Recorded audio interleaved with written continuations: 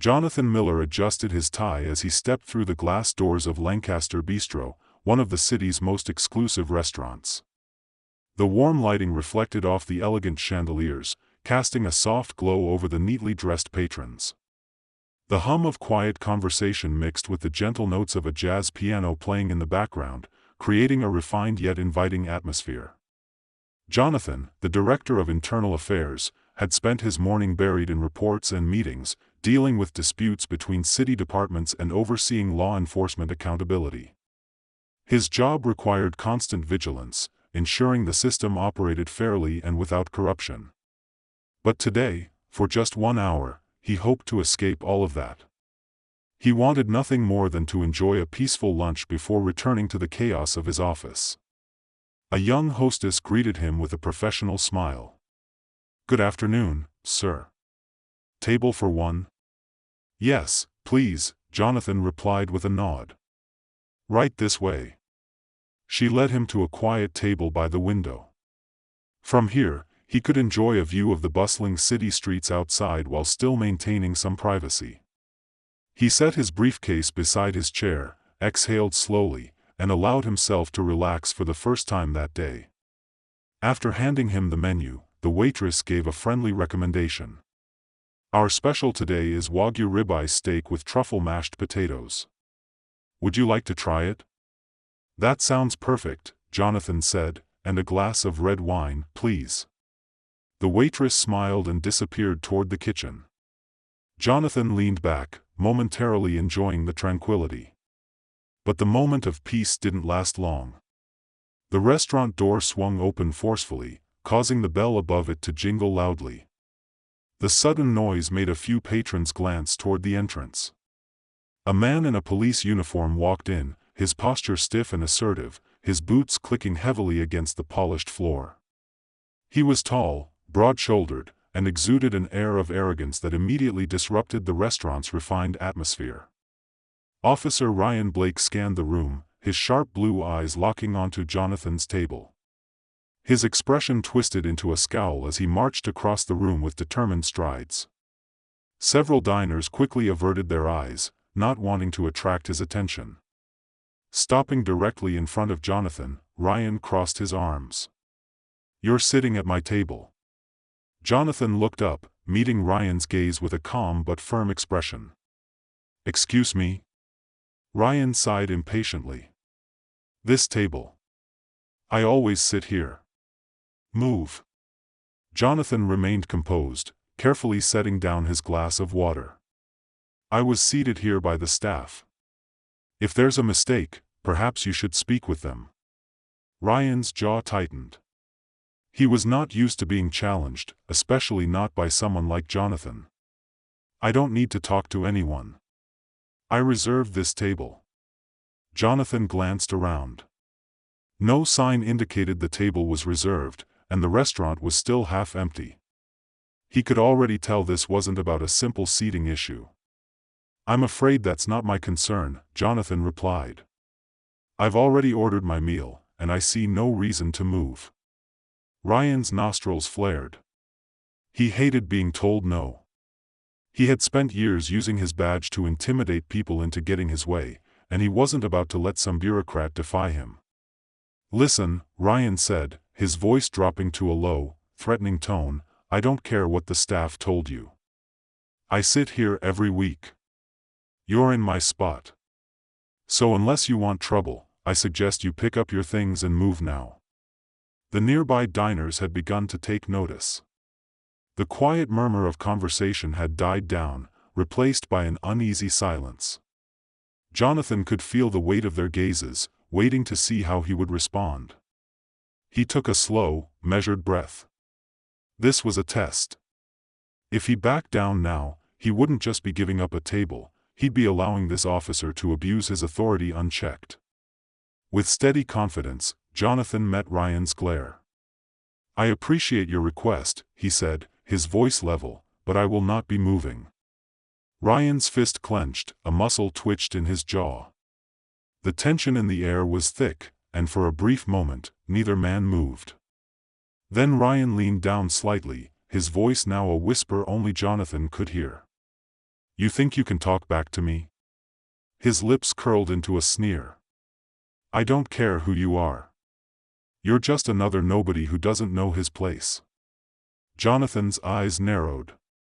He had encountered men like Ryan before, officers who believed the badge gave them unchecked power, and he knew that this confrontation was far from over. Jonathan held Ryan's glare, his expression calm but firm. He could feel the weight of the moment, the way the entire restaurant had fallen silent, the tension hanging in the air like a thick fog. He had dealt with intimidation tactics before, but rarely so blatantly and certainly not in such a public place. Ryan scoffed, shaking his head. You really don't get it, do you? His voice was low and threatening, just enough for Jonathan to hear. I'm giving you a chance to do the right thing. You don't want to piss off the wrong people. Jonathan slowly picked up his glass of water and took a sip, his every movement controlled and deliberate. He wouldn't let this man rattle him. And what exactly is the right thing, he asked. Giving in to a power-hungry cop who thinks he owns a table in a public restaurant? Ryan's eyes darkened. You've got a smart mouth, he muttered. Jonathan set his glass down. And you have an abuse of power problem. The words landed like a slap. Ryan's posture stiffened, his hands balling into fists at his sides.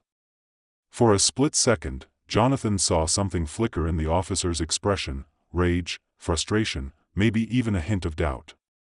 But then Ryan smirked. You really think you can sit there and talk to me like that? He leaned in closer, lowering his voice. Do you know who I am? Jonathan didn't flinch. Yes, he said simply, you're Officer Ryan Blake. He paused for a second before adding, and that badge on your chest? It doesn't make you untouchable. Ryan let out a cold laugh, shaking his head. Untouchable, he repeated. No, see, that's where you're wrong. His expression turned smug. I am the law around here, and guys like you. You don't get to question that. Jonathan exhaled slowly. He could feel the restaurant staff watching from the corners of the room, unsure whether to step in. A few customers had discreetly pulled out their phones, pretending to check messages but clearly recording the scene. Ryan hadn't noticed, or maybe he just didn't care. You don't belong here, Ryan said, his voice now loud enough for the nearby diners to hear. And I don't just mean at this table. His tone was laced with something ugly, something that made Jonathan's stomach tighten. Jonathan had heard it before, the veiled implications, the unspoken rules that men like Ryan thought they could enforce. Jonathan sighed. You should be careful what you say, Officer Blake, he said, his voice even. People are listening. Ryan's smirk faltered. He glanced around and finally seemed to realize the number of eyes on him. His nostrils flared, his face reddened slightly, but instead of backing down, he doubled down. You think these people care? Ryan sneered. You think anyone's going to stop me if I decide you need to be taught a lesson? Jonathan's jaw tightened. His instincts told him the situation was getting dangerous. He had seen officers like Ryan push boundaries before, testing how far they could go before someone stopped them, and Ryan was teetering on the edge. Jonathan had to make a choice. He could stand his ground and risk escalating this further, or he could try to defuse the situation before it spiraled out of control. He chose the third option. Very slowly, he reached into his jacket pocket, not for a weapon, but for his phone. He kept his movements deliberate, ensuring there was no sudden motion that Ryan could use as an excuse to act. Ryan's eyes flickered to the phone, and his expression twisted into something halfway between suspicion and irritation. What, you going to call someone? Ryan mocked. Go ahead. Call your lawyer, call your boss, hell, call your mommy. See if I care. Jonathan didn't react. He tapped his screen once, sending a pre-written emergency message to someone who would care. Ryan noticed the movement and let out a sharp breath of laughter. Oh, you're scared now. Jonathan met his eyes. No, he said simply. Ryan frowned. Something about Jonathan's tone unsettled him. Before he could respond, the restaurant door opened again. A patrol officer stepped inside, scanning the room. He locked eyes with Jonathan, then looked at Ryan, his brows furrowing. Ryan's shoulders tensed. Jonathan knew one thing for certain: this was far from over. Officer Ryan Blake's posture stiffened as he spotted the patrol officer stepping into the restaurant. His jaw clenched, his fingers twitching slightly at his sides. For the first time since this confrontation began, he looked uncertain. Jonathan Miller sat calmly, watching everything unfold. He wasn't afraid, not of Ryan, not of his threats, but he knew a cornered man could be dangerous. The patrol officer, a young cop named Ethan Cole, walked toward them cautiously. His eyes flicked between the two men, taking in the tense standoff and the uneasy silence of the restaurant. He had clearly received Jonathan's emergency alert. "Everything okay here, Officer Blake?" Ethan asked carefully. Ryan's face hardened, he forced a smirk. "Just handling a situation." Ethan hesitated, glancing at Jonathan, then at the surrounding diners, many of whom had their phones out, recording. He wasn't stupid. Something was very wrong here.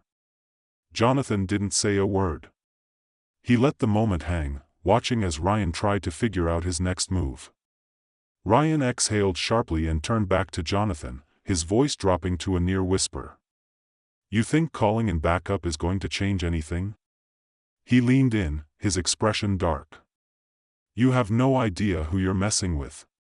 Jonathan met his gaze unflinchingly. "Neither do you." That was it. Ryan snapped. Without warning, his hand shot to his holster, and in one swift motion, he pulled out his gun and pointed it directly at Jonathan. A collective gasp rippled through the restaurant. A woman let out a sharp scream. Chairs scraped against the floor as diners scrambled backward, some ducking under tables, others rushing toward the exit. Ethan took an instinctive step back, his hand immediately going to his own weapon, but he didn't draw, not yet. Jonathan, however, did not move. He had faced threats before: intimidation tactics, political pressure, even attempted blackmail, but this was different. Ryan's face was flushed, his grip on the gun too tight, his chest rising and falling rapidly. This wasn't a calculated move anymore, this was desperation. "Get up," Ryan's voice shook with rage. Jonathan stayed perfectly still. "Put the gun down, officer." "I said get up." Ryan's voice was almost a roar now, the gun trembling slightly in his hand. Jonathan spoke carefully, evenly. "Think, Ryan. You pull that trigger, and your career, your life, is over." Ryan's breathing quickened. The weight of his own actions was creeping in, but his pride, his anger, his arrogance wouldn't let him back down. "You don't tell me what to do," he spat, his finger hovering over the trigger.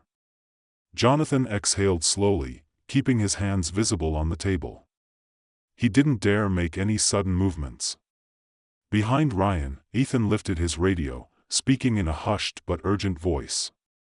10 to 33, officer needs assistance, armed suspect, Lancaster Bistro. Jonathan caught the words. Backup was coming, but would it get here in time? Ryan's eyes flickered to Ethan for a split second, just long enough for Jonathan to act. With deliberate calm, Jonathan lifted his phone, pressing one button. The restaurant's overhead speakers crackled to life, and then a voice, a deep, commanding voice that immediately silenced the entire room. "Ryan Blake, stand down. This is Chief Harper." Ryan froze, his eyes widened, his gun hand trembling. Jonathan had done exactly what Ryan never expected: he had called the chief of police directly. Through the speakers, Chief Samuel Harper's voice was cold, unyielding. "I have officers en route to your location," he continued. "Drop your weapon now." Ryan's face drained of color. He turned slowly toward the speakers, as if unable to believe what he was hearing. "Ryan," Harper's voice was sharper now, if you don't put that gun down immediately, you will not leave that building as a police officer." Ryan's chest rose and fell erratically. He was trapped, he knew it. Jonathan watched him closely. This was the moment, the last chance for Ryan to make the right choice. The gun shook in Ryan's grip, his jaw clenched, and then he lowered it. The entire restaurant let out a collective exhale. Ryan placed the gun on the table, his hand still hovering over it, his face ashen. Ethan rushed forward, grabbing the firearm and stepping back, his own weapon still holstered. "Smart choice," he muttered. Jonathan finally let himself relax, just slightly, but this wasn't over, not by a long shot. The restaurant was silent except for the distant wail of approaching sirens. Ryan Blake stood motionless, his face pale, his breathing uneven. The gun was now out of his hands, confiscated by Officer Ethan Cole, but the damage was done. He had crossed a line that couldn't be undone. Jonathan Miller remained seated, his expression unreadable. He could feel every eye in the room on them, could hear the barely contained whispers of stunned diners. Some were still recording, their phones capturing what would soon become headline news. The front doors burst open. 2 uniformed officers stormed in, their hands near their holsters, scanning the scene. But they weren't the only ones. Behind them, moving with calm authority, was Chief Samuel Harper himself. The restaurant seemed to hold its breath. Chief Harper was an imposing figure, late 50s, tall, with graying hair and sharp eyes that had seen more than their fair share of trouble. He was not a man to be tested. Ryan swallowed hard, his hands clenched into tight fists at his sides. He didn't dare speak. Harper's gaze swept over the room before settling on Jonathan. "Mr. Miller," he said, his voice measured but firm, "are you all right?" Jonathan gave a slight nod. "I'm fine." Harper's eyes flicked to Ryan, who still hadn't moved. His face hardened. "Officer Blake," Harper said, his voice colder now, "what the hell do you think you're doing?" Ryan's mouth opened, then closed. He looked like a man grasping for an excuse, but there was none, not this time. Ryan finally managed. "I was just," Harper held up a hand, silencing him instantly. "Don't," he warned. A tense beat of silence passed. Harper turned back to Jonathan. "Can you tell me exactly what happened?" Jonathan's voice was calm but firm. "I was seated here by the staff. Officer Blake came in and demanded I move. When I refused, he escalated, first with verbal threats, then by drawing his weapon." Harper's jaw tightened. He turned toward Ethan Cole. Ethan nodded. "I arrived in the middle of it. When I saw the situation, I called for backup. He had his gun pointed at Mr. Miller when I got here." Harper exhaled sharply. He didn't look surprised, just disappointed. Ryan took a small step forward, his voice strained. "Sir, Harper turned on him with fire in his eyes. "Shut your mouth." Ryan froze. Harper took another step toward him, his voice dropping to a deadly quiet tone. "Do you have any idea what you've just done?" Ryan's lips pressed into a tight line. He still hadn't grasped the full weight of his mistake. Harper shook his head, then turned to the officers behind him. "Officer Blake is officially relieved of duty, effective immediately. Take his badge and escort him outside." A ripple of shock spread through the room. Even Ryan stiffened, his breath hitching. "Sir, don't," Harper snapped. "You don't get to speak. Not after pulling a weapon on a civilian." One of the officers stepped forward. "Your badge, Officer Blake." Ryan hesitated, his fingers twitching. He looked as though he might resist, might try to fight this. But then his gaze flicked to the phone still recording him, to the uniformed officers surrounding him, to Harper's unrelenting stare, and he knew it was over. Slowly, with shaking hands, Ryan unclipped his badge from his uniform and placed it on the table. The moment it left his fingers, it was as if the power drained from his body. His shoulders slumped, his breathing became ragged. One of the officers stepped beside him. "Let's go." Ryan swallowed hard, then turned to Jonathan. His expression was a mixture of anger and something almost like regret, but Jonathan didn't flinch. He held Ryan's gaze, unwavering. Ryan opened his mouth, as if to say something, but then thought better of it. Without another word, he turned and walked toward the door, the officers escorting him out. The moment the door swung shut behind them, the tension in the restaurant finally broke. Conversations resumed in hushed tones.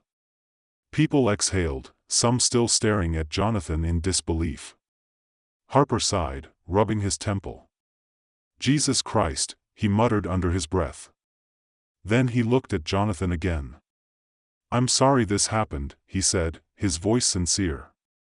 "You deserve better than that." Jonathan nodded. "I appreciate that, Chief." Harper exhaled. "This isn't over," he warned. "There'll be an official investigation, and I can tell you right now, Ryan Blake won't be walking away from this." Jonathan nodded once. "Good." Harper gave him a long, assessing look, then turned to the remaining officers. "Get statements from the witnesses. I want everything documented." Then, before walking away, he glanced at Jonathan one last time. "You handled yourself well today."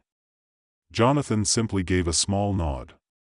But as Harper left the restaurant, Jonathan sat back in his chair, his mind still racing. Because he knew this wasn't just about one corrupt cop. This was about something much bigger, and the fight, it was just beginning. The incident at Lancaster Bistro spread fast. By morning, news outlets were running the story non-stop. Headlines flooded social media: "Police officer pulls gun on city official in restaurant standoff." Video footage captured by diners went viral within hours. There were protests outside the police department. People weren't just outraged at Ryan Blake, they were angry at the system that allowed him to operate unchecked for so long. Jonathan Miller watched it all unfold from his office. He wasn't surprised. This was bigger than just one bad cop. It always had been. A knock at his door pulled him from his thoughts. "Come in." Chief Samuel Harper stepped inside, looking exhausted. He dropped a folder onto Jonathan's desk. "Blake's been fired. The DA is filing criminal charges." Jonathan nodded. "Good." Harper studied him for a moment. "You don't look satisfied." Jonathan exhaled. "Because this isn't just about one officer. You know that." Harper sighed, rubbing his temple. "Yeah, I do." He gestured toward the folder. "That's every complaint ever filed against Blake: excessive force, abuse of power, racial discrimination. Half of them were buried before they even made it to an investigator." Jonathan flipped through the pages. It was worse than he expected. Harper shook his head. "This should have never happened." Jonathan met his gaze. "Then let's make sure it doesn't happen again." Harper let out a bitter chuckle. "You're asking me to fix an entire system."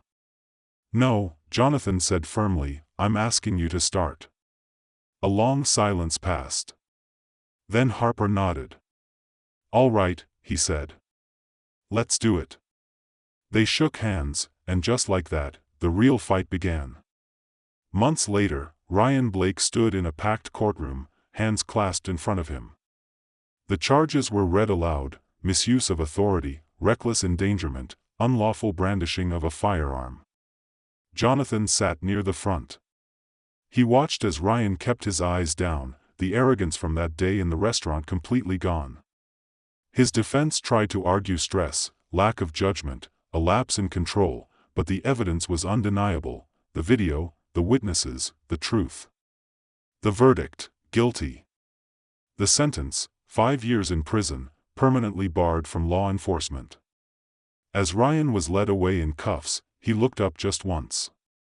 His eyes met Jonathan's.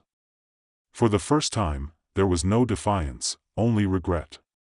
Jonathan held his gaze for a moment, then he turned away. This wasn't about revenge. It was about justice. 1 year later, the city was changing. New policies were in place: mandatory body cameras, independent civilian review boards, stricter oversight of misconduct cases. It wasn't a perfect system, there was still work to do, but it was a start. And Jonathan? He kept fighting. Because some battles were worth it.